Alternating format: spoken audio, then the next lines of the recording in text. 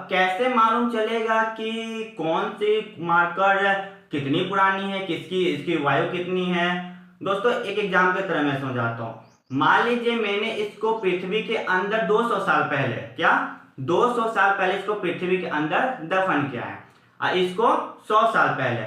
दोस्तों इस दोनों वस्तु में कार्बन 14 और कार्बन 12 तो समान मात्रा में होगी अभी, क्योंकि मान लीजिए जैसे जीवित वस्तु है, क्या मान लेते हैं जीवित है, लेकिन दोनों को दफन कर दें, एक को 200 साल पहले एक को 100 साल पहले, तो कार्बन 12 कार्बन 12 तो दोनों में समान मात्रा में रहेगी ही रहेगी। लेकिन इसको 200 साल पहले हमने दफन किया है तो इसमें कार्बन की 14 मात्रा दिन पर दिन क्या होते जाएगी, कम होते जाएगी।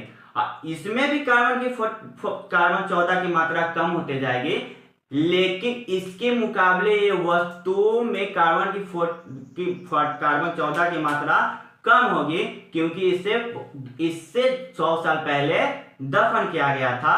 और जिस वस्तु में कार्बन 14 की मात्रा जितनी कम होगी वो वस्तु उतनी ही क्या मानी जाएगी दोस्तों, पुरानी मानी जाएगी।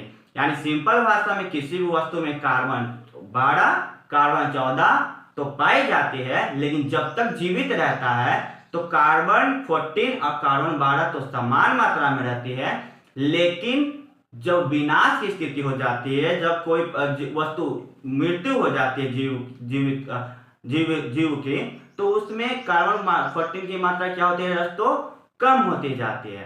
तो उससे क्या मालूम चलता है कि वह वस्तु उतनी ही पुरानी मानी जाती है। यानी जिस वस्तु में कार्बन 14 की मात्रा जितनी कम होगी वो वस्तु कितनी क्या मानी जाएगी दोस्तों, पुरानी मानी जाएगी। आगे देखते हैं कि इस विधि की खोज, ये किस विधि की खोज दोस्तों, कार्बन 14 विधि की। इस विधि की खोज अमेरिका के प्रसिद्ध रसायन शास्त्री वी.एफ. लीवी ने, क्या वी.एफ. लीवी के द्वारा कब दोस्तों, 1946 में की गई थी। यानी कोई आपसे पूछे कि कार्बन 14 जो विधि है उसकी खोज किसने की थी, अमेरिका के प्रसिद्ध रसायन शास्त्री जिनका नाम क्या है दोस्तों, वी.एफ. लीवी। क्या वी.एफ. लीवी के द्वारा कब की गई थी दोस्तों, 1946 में की गई थी दोस्तों।